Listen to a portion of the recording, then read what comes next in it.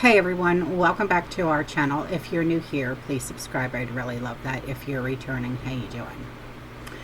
What we're going to be talking about today is the Fort Stewart incident. Okay, it's a U.S. Army base, a place of discipline and duty and safety.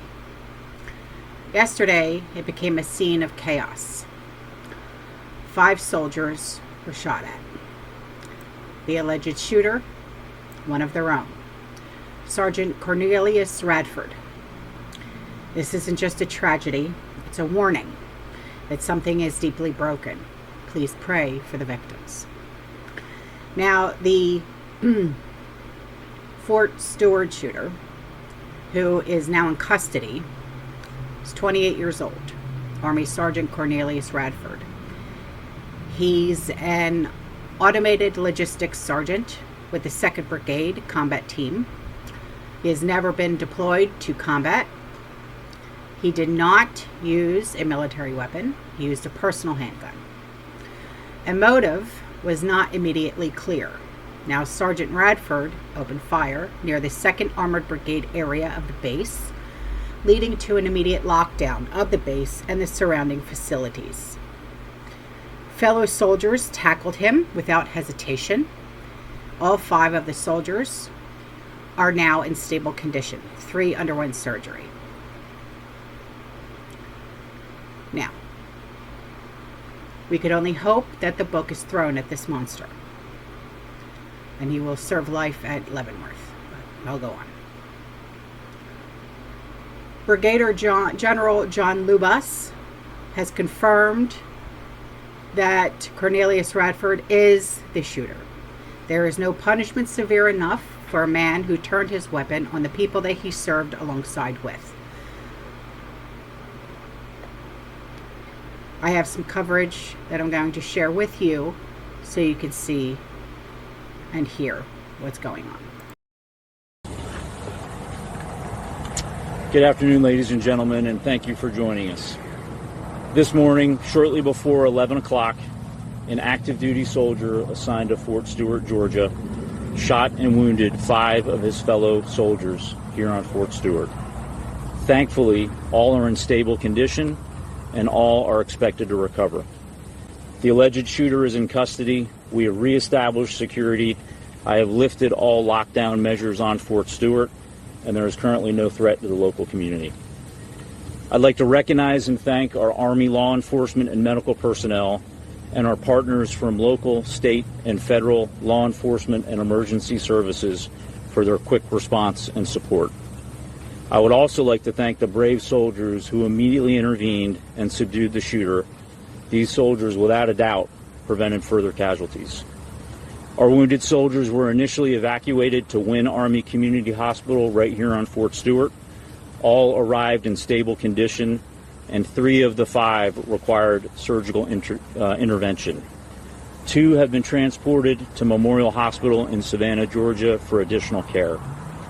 We have identified the alleged shooter as Sergeant Cornelius Radford, an automated logistics sergeant assigned to 2nd Brigade combat team.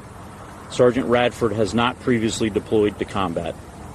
Sergeant Radford has been interviewed by the Army Criminal Investigation Division and is currently in pretrial confinement, awaiting a charging decision by the Office of the Special Trial Counsel. Right now, our primary focus is first on caring for our injured soldiers and their families, and also supporting the soldiers of the Spartan Brigade. All of the families of the victims have been notified, and we're wrapping our arms around them and ensuring we provide them all the support that we can. Before I take questions, I want to remind you that this is an ongoing investigation and we're still gathering questions. And ladies and gentlemen, I'll now take your questions. General Lewis will be in Coastal News. Can you give us his what unit he was assigned to and how long he served in the Army? Now, all I do know about this subject is that he's 28 years old. He has prior ties to Florida. I believe it's Jacksonville. He was previously arrested in May during a traffic stop for DUI. He opened fire Wednesday morning at 10:56 a.m. in the area assigned to the 2nd Armored Brigade Combat Team, 2nd ABCT. He was taken into custody 11:35 a.m. Now it's time for full accountability. Our troops put their lives on the line every day. They should never, ever have to face this at home. Never. And being as though I am a military mom, a Marine mom, this hit home for me. When my son was at boot camp, when he was at MOS, when he was at MCT, this could have happened at any time, but thankfully it did not. When he was at 29 Palms, when he was at any of the bases, this could have happened at any time, but thankfully it did not. And I know that a lot of you are military families as well. It just sickens me that this happened here on our soil. What happened to this young man? Why did he feel the need to do this? And like I said, he's never been deployed, so it's not like he saw something in combat that made him go off the rails. What happened? Did something happen to him and nobody would listen? And he felt the need to say, well, you know what, this is my last resort. I don't know. No one knows what goes on in someone else's mind until they do something so drastic.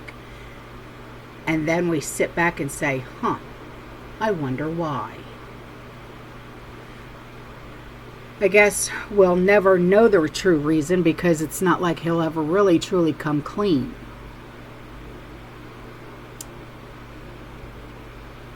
Just thankfully that the 5 soldiers who were injured are going to be okay, and I'm so thankful for that. But hopefully this Army Sergeant will spend a lot of time in Leavenworth. That's all I have for today's video. I will see you in the next one. You stay safe, you stay positive, you keep prepping. And as always, fear less and God bless.